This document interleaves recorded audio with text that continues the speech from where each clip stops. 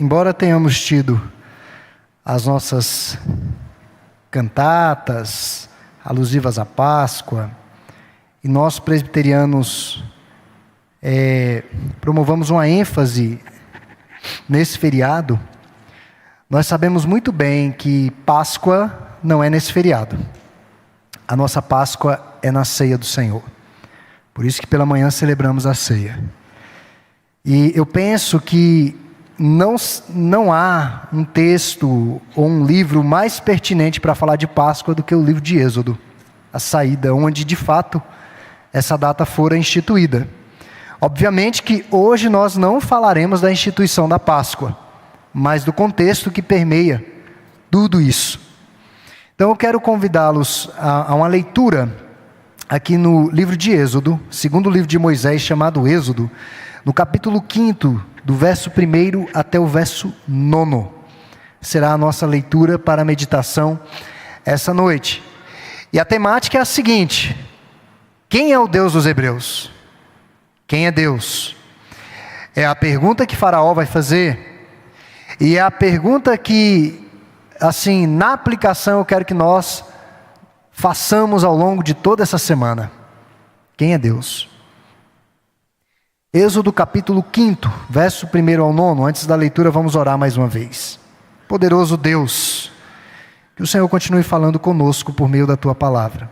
Ela será lida mais uma vez, será a voz do Senhor. Pedimos que o Teu Espírito Santo ache os nossos corações, as nossas mentes, que o Senhor mesmo, ó Pai, sonde os nossos corações e traga à tona aquilo que está nas trevas, que traga para a Tua luz, e todas as nossas aspirações, desejos, impulsos, intenções, passem, ó Deus, pelo crivo da Santa Escritura. É no nome de Jesus que oramos. Amém. Êxodo 5, do 1 ao 9, nos diz assim: Depois foram Moisés e Arão e disseram a Faraó: Assim diz o Senhor, o Deus de Israel: Deixa ir o meu povo, para que me celebre uma festa no deserto. Respondeu Faraó: Quem é o Senhor, para que lhe ouça eu a voz e deixe ir a Israel? Não conheço o Senhor, nem tampouco deixarei ir a Israel. Eles prosseguiram: O Deus dos Hebreus nos encontrou. Deixa-nos ir, pois o caminho de 3 dias ao deserto, para que ofereçamos sacrifícios ao Senhor nosso Deus, e não venha ele sobre nós com pestilência e com espada. Então lhes disse o rei do Egito: Por que Moisés e Arão, por que interrompeis o povo no seu trabalho? Ide às vossas tarefas. Eu não sei se os irmãos observaram aqui, Faraó quer escravizar inclusive Moisés e Arão. Ide às vossas tarefas. Disse também Faraó: O povo da terra já é muito, e vós os distraís das suas tarefas. Naquele mesmo dia, pois, deu ordem Faraó aos superintendentes do povo e aos seus capatazes, dizendo: Daqui em diante, não torneis a dar palha ao povo, para fazer tijolos, como antes. Eles mesmos que vão e ajuntem palha para si, e exigireis deles a mesma conta de tijolos que antes faziam. Nada diminuireis dela. Estão ociosos, e por isso clamam: Vamos e sacrifiquemos ao nosso Deus. Agrave-se o serviço sobre esses homens, para que neles se apliquem e não deem ouvidos a palavras mentirosas.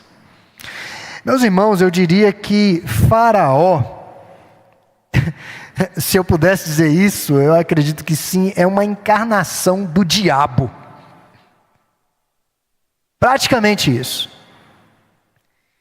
Perceba que até aqui, até antes desse primeiro encontro efetivo com o soberano do Egito, tudo estava correndo surpreendentemente bem e dentro do programado. Moisés havia regressado para o Egito, é o que vimos nas últimas exposições. ele encontrou seu irmão Arão, que junto com ele apresentaram sinais aos anciãos do povo, que creram. Eles abraçaram o projeto do Êxodo, ao ponto do capítulo 4, verso 31, convido você a voltar lá, é o último versículo que antecede ao capítulo 5, nos diz assim: e o povo creu, e tendo ouvido que o Senhor havia visitado os filhos de Israel, e lhes vira a aflição, inclinaram-se e o adoraram. Se esse capítulo acabasse aqui, é como se fosse aquele final feliz, né? Todo mundo acreditou, todo mundo percebeu a bondade do Senhor, Deus de fato iria agir, a promessa de libertação tornando-se efetivamente real, os filhos de Israel estavam começando a desenvolver uma adoração pela salvação do Senhor. Mas chegou o momento de ir ao palácio. Chegou o momento de anunciar as palavras do Senhor ao rei do Egito, ao governador do Egito. Como que esse encontro ocorre? Nós vimos pela narrativa bíblica, verso 1, está clara a ordem de Deus: deixa o meu povo ir, libere o meu povo. Moisés e Arão eram comissionados pelo Senhor com uma mensagem direta e clara ao governador do Egito. Eles não enrolaram, eles não usaram de meias palavras, eles não justificaram nada. Eles chegaram e disseram: deixa o meu povo ir. Mais claro que isso, só a luz do dia. Eu não sei se já perceberam que algumas pessoas, quando vão conversar com pessoas poderosas, elas dão aquela volta, né? Elas se preparam o ambiente e dão aquela volta até chegar no cerne. Moisés e Arão não. Eles já chegaram e foram na jugular. O povo de Deus não deveria mais trabalhar como escravos de Faraó, mas deveriam servir ao Senhor. Não era mais um serviço a um soberano da terra, mas um serviço ao soberano do universo. Nas Escrituras não há informações como Moisés e Arão acessaram tão prontamente a Faraó, porque a narrativa tem ato contínuo. Eles fizeram aqueles sinais e de repente já estão no interior do palácio, diante do homem mais poderoso daquele tempo. E certamente Moisés ainda tinha os seus chamados contatos. Eu conhecia algumas pessoas. Eles abordaram a Faraó com corajosa confiança na promessa de Deus. Na Epístola aos Hebreus, no capítulo 11, verso 27, quando fala dos heróis da fé, nos diz que Moisés e Arão não ficaram atemorizados com a cólera de Faraó. Eles disseram a Faraó que Deus queria que o seu povo celebrasse a sua bondade, a bondade de Deus, e a sua glória no deserto. O povo deveria sair do Egito. O Êxodo tinha como objetivo, e é esse o objetivo da Páscoa, do Êxodo, da saída. O objetivo é sempre glorificar e deleitar-se em Deus. A libertação do Senhor não é um fim em si mesma, não é para nos trazer alívio à alma, para nos trazer uma mera prosperidade terrena, saúde física, mas a libertação do Senhor tem como objetivo máximo glorificar e deleitar-se no Senhor. Estamos diante de um Moisés muito diferente do que vimos até aqui. Vejam que Moisés encobriu um assassinato nas areias do deserto. Ele fugiu das autoridades egípcias para não ser punido, preso e até executado, morto. Inicialmente ele se recusa a transmitir a mensagem de Deus, por medo de não ser ouvido, por medo de não receber a devida credibilidade. E morrer também. Moisés tinha medo de morrer, de ser executado de uma forma muito complicada. E agora trata-se de um homem mais corajoso, destemido. O que aconteceu com esse Moisés, afinal de contas? Moisés teve um encontro transformador com o Deus vivo, muito mais poderoso que Faraó muito mais poderoso do que qualquer soberano da terra. Ele viu a glória de Deus na sarça ardente. Ele ouviu de forma audível o grande eu sou anunciar a mensagem de salvação ao seu povo. Ele recebeu um chamado acompanhado de sinais e maravilhas. Inicialmente ele teve sim as suas dificuldades de crer nas formidáveis promessas de Deus, mas ainda assim Moisés escolheu crer, a despeito da sua falta de fé, a despeito da sua fé curta. Ele escolheu crer, ele confiou e ele obedeceu a Deus. E ao confiar em Deus, ele descobriu que as palavras do Senhor eram verdadeiras. Um dos motivos de eu crer que Faraó é como que uma encarnação de Satanás, é porque Faraó diz que o povo estava crendo em palavras mentirosas. Quem é mentiroso, irmãos? O diabo. O diabo vai nos acusar daquilo que ele é. Ele é mentiroso. Nele não há verdade. E olha a audácia, a ousadia de um governador, de um ser humano, dizer que Deus é mentiroso, o Deus eterno. Então, a primeira parte que eu queria tratar é essa ordem clara e direta de Deus: deixa o meu povo ir. No segundo momento, nós temos a reação de Faraó. A recusa e a resistência de Faraó à vontade de Deus, que vai ser uma constante até ele afogar naquele mar. Até lá. Um homem que mudava de ideia como muda a direção do vento. Eu acho que quero, mas eu acho que não. Um soberano confuso. Geralmente os tiranos, os soberanos não são confusos, mas Faraó, um homem muito confuso nas suas deliberações. Mas uma coisa estava certa no seu coração: resistir a Deus, resistir à vontade de Deus. Apesar da coragem e ousadia de Moisés e Arão, Faraó se recusou a deixar o povo de Deus ir. E com a sua recusa, Faraó fez a pergunta central de todo esse livro do Êxodo. O livro do Êxodo é construído para responder a essa indagação, e eu diria mais, que as Escrituras orbitam em torno dessa pergunta: quem é o Senhor? Quem é esse Deus?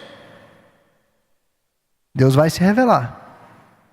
Deus vai mostrar os seus sinais e prodígios.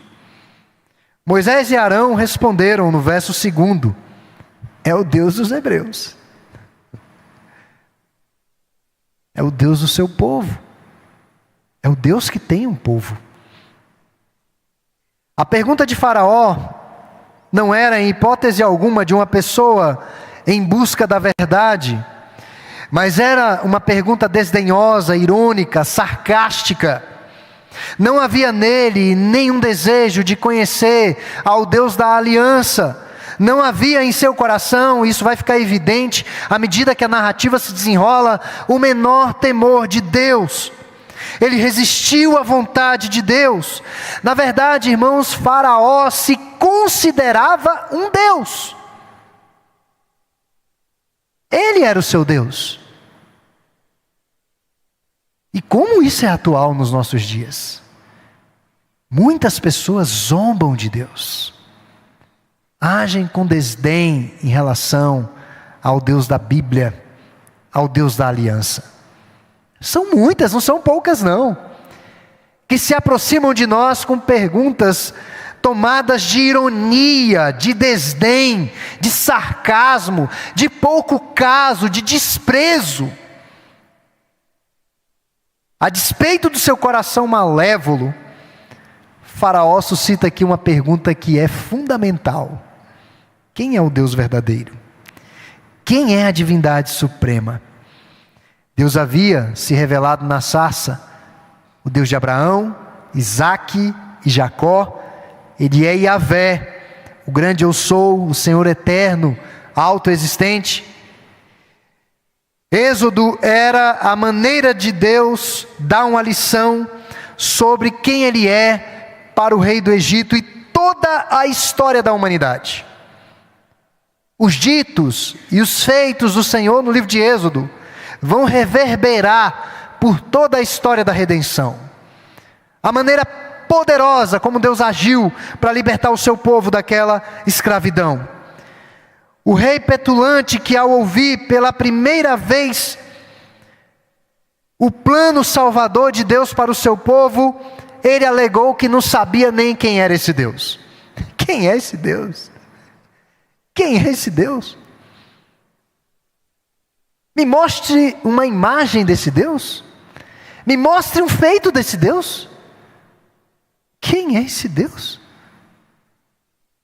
Na recusa de Faraó, os dois irmãos reforçaram a ordem de Deus e as consequências da insistência dele em recusar o povo ir: pestilências ou espada.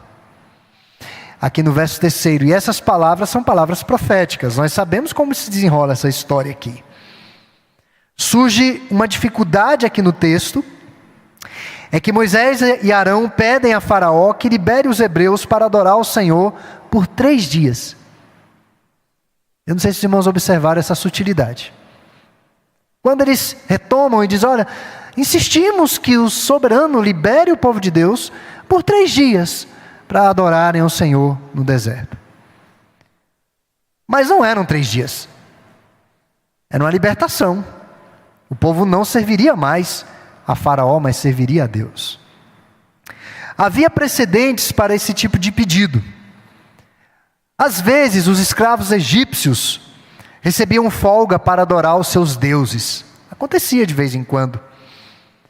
Esse pedido era sensato por parte de Moisés e Arão. A recusa imediata de Faraó ao pedido expõe já de imediato seu coração duro. Deus endureceu, mas é porque o coração dele já estava duro.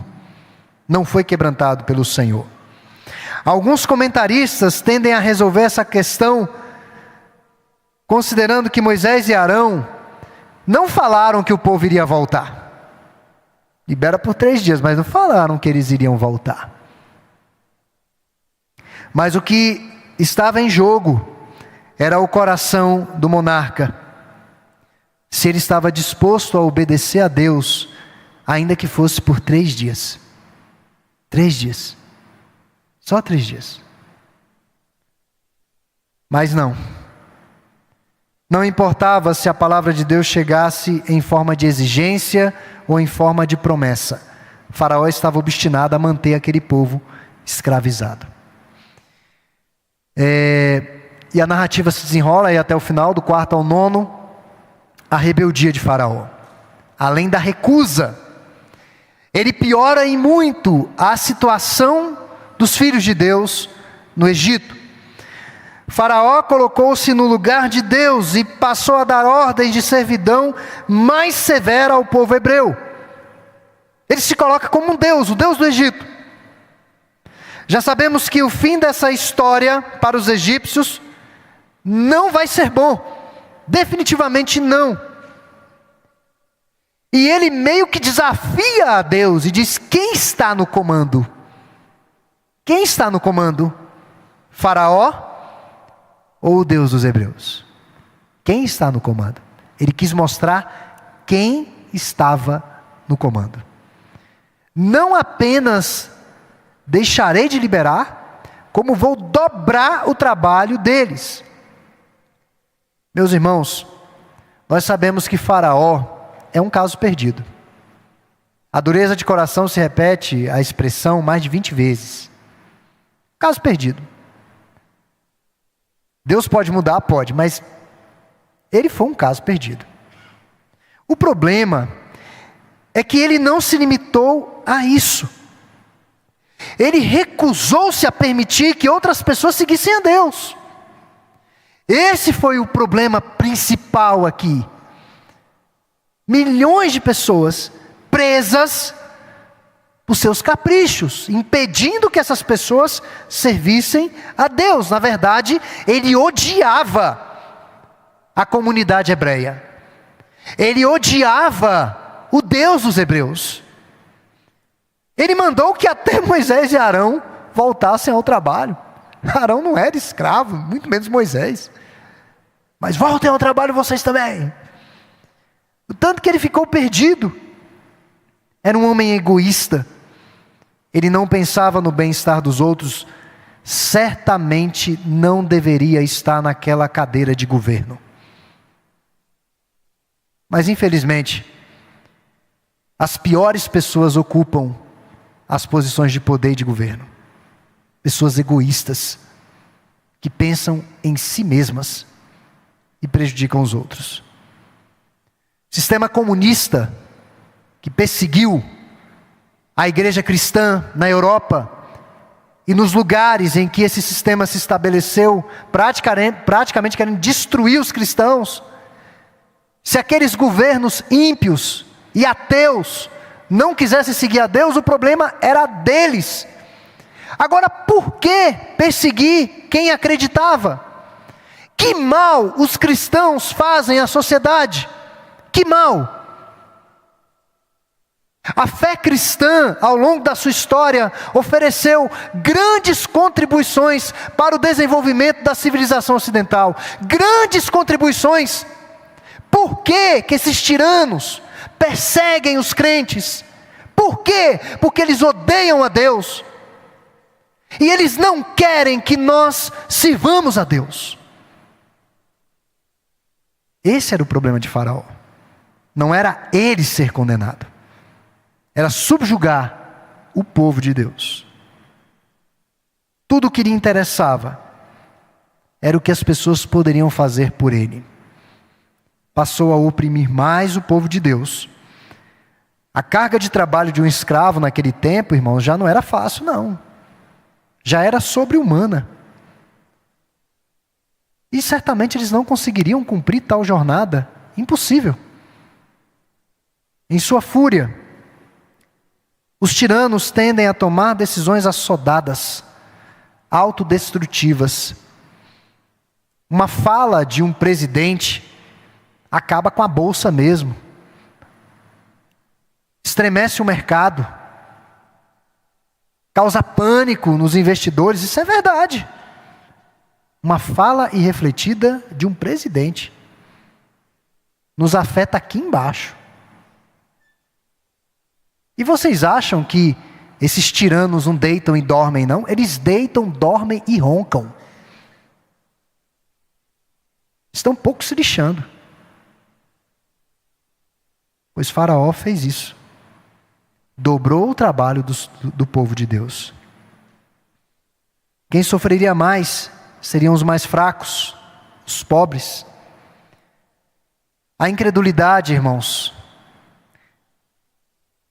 é um problema do coração, mas é um problema intelectual também. Envolve intelecto. Faraó diz o seguinte: eu não conheço o Senhor. Eu não sei quem é esse Deus. Quem é esse Deus? Quem é? É um problema espiritual. Ele se recusa a obedecer a Deus. Ele se recusa a se dobrar diante do Todo-Poderoso. É um problema espiritual. Nós vivemos um problema de ordem intelectual e espiritual e também um problema relacional. Não cuidar do povo devidamente.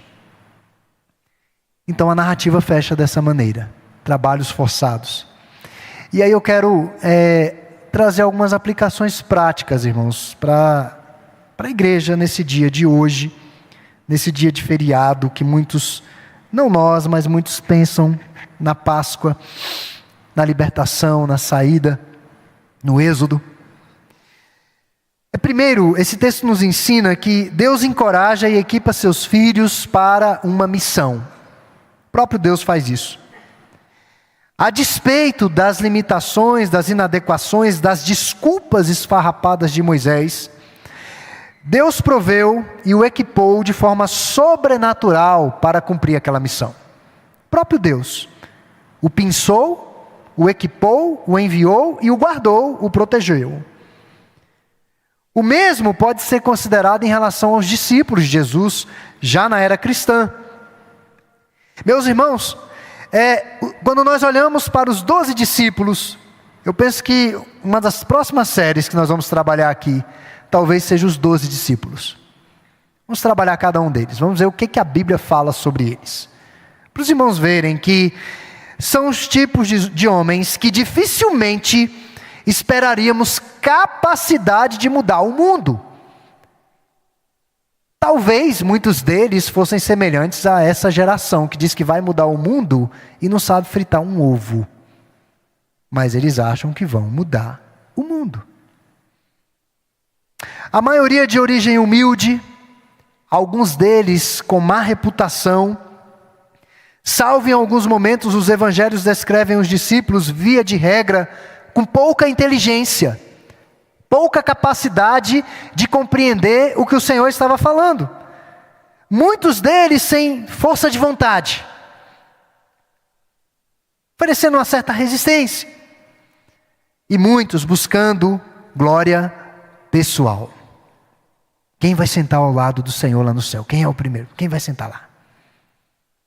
Quando o seu mestre mais precisou deles, eles caíram em algo ridículo, o sono. Os mais próximos dormiram. E quando finalmente Jesus é preso, no final daquela madrugada, eles fogem na escuridão, eles desaparecem na escuridão. Depois da crucificação, nós os encontramos escondidos, num local secreto, fechado, para que eles não fossem presos, temendo a morte. Mas o que chama a atenção pelo relato do Dr. Lucas em Atos dos Apóstolos é que poucos meses depois da ressurreição do Senhor, esses discípulos saíram às ruas de Jerusalém, pregando de forma aberta e destemida o Evangelho de Cristo. Até mesmo após terem sido ameaçados, presos, molestados, eles insistiram em arriscar e perderem as suas vidas para cumprir o chamado e a vontade do Senhor. Homens que alguns meses atrás estavam nas trevas escondidos, sem esperança. Nós vemos um Pedro que pela tradição da igreja cristã foi crucificado, mas foi crucificado com estilo. Ele disse: não, eu quero ser crucificado de cabeça para baixo, porque quem foi crucificado de cabeça para cima foi o Senhor. Pode me crucificar de cabeça para baixo. Passaram pelo martírio por causa da sua fé. E o que aconteceu com esses homens? O que aconteceu com esses homens? Ao ponto dos circunstantes dizerem: olha, esses homens têm transtornado o mundo com esse evangelho. Com essa mensagem, com esse Cristo, eles têm transtornado o mundo. Homens outrora covardes, seguidores de Jesus de Nazaré, mas agora transformados em apóstolos e dispostos a desafiar a morte. Lá em Atos dos Apóstolos, no capítulo 4, verso 3, nos fala como que os inimigos ficaram, para dizer o mínimo, encafifados com a intrepidez de Pedro e de João. Eles ficaram encabulados. Eles disseram o seguinte: olha, esses homens não têm nem estudo. Esses homens não são homens letrados, mas esses homens estão falando com uma autoridade diferente em relação às Escrituras. E reconheceram que aqueles homens estiveram com o Senhor, estiveram com Jesus. E de fato estiveram. Ouviram os seus ensinamentos, observaram sua vida perfeita, testemunharam os seus milagres, morte e ressurreição física. E após estarem com Cristo ressurreto, esses homens foram preenchidos de uma fé corajosa, que nada e ninguém poderia pará-los para que eles vivessem para a glória de Deus. Nada e ninguém poderia pará-los. O mesmo ocorre com Moisés.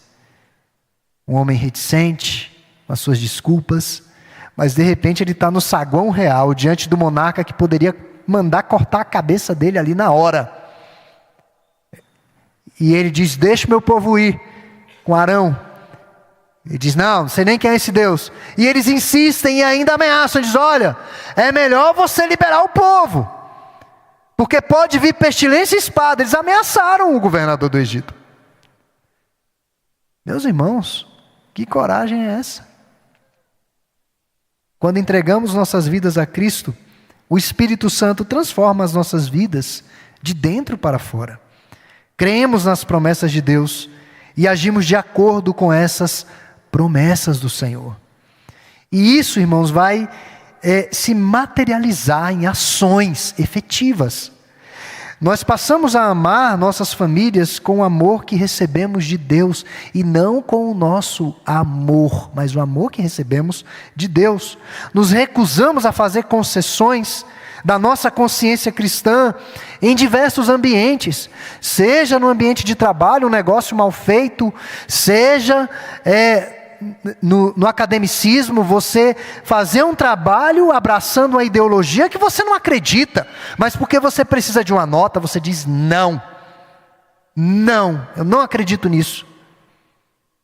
E o cristão apresenta o contraponto. Eu já vi situações na academia de cristãos irem contra a ideia ou ideologia do orientador e apresentarem o contraponto e ainda serem aprovados. Mas foram cristãos corajosos, que não traíram as suas consciências.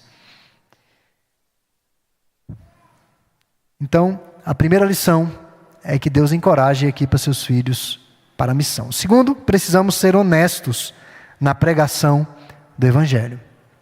Deve haver honestidade. Moisés e Arão não ocultaram a Faraó os problemas decorrentes da desobediência a Deus. Quando pregamos a Cristo, não podemos deixar de falar sobre arrependimento, lamento, abandono de pecados, a necessidade de crer no Filho de Deus, no Cristo, Deus homem, morto e ressurreto.